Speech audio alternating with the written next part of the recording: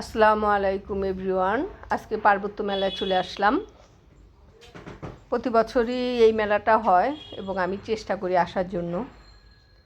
তা আজকে আসলাম। আজকে মেলার শেষ দিন। মেলায় আসলাম। আমি এখান থেকে সাধারণত পাহাড়ি তরি তরকারি কিনি।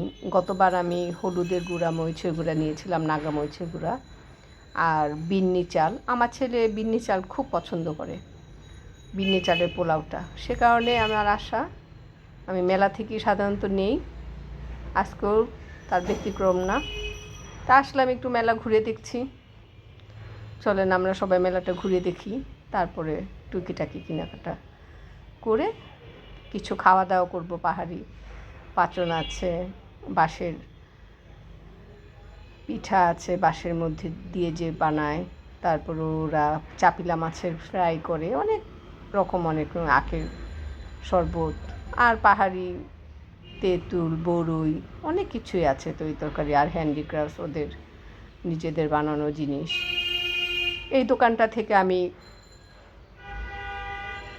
চন্দনের একটা লোশন নিয়েছি। তেঁতুলের সাবান দেখলাম আমি প্রথম, নতুন, নেইনি অবশ্য। তা চন্দনের লোশনটা নিলাম। ঘুরে ঘুরে দেখি, একটু ঘোরাঘুরি করা, সময় কাটাচ্ছি। হঠাৎ করে আসা, আমি জানতাম না আজকে শেষ দিন। এই চলে আসলাম আমি বিন্নি চালের দোকানে।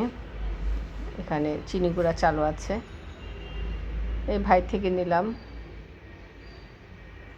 150 টাকা কেজি নিল। আর এখানে হলুদ মরিচের গুঁড়া আছে, হলুদ আছে।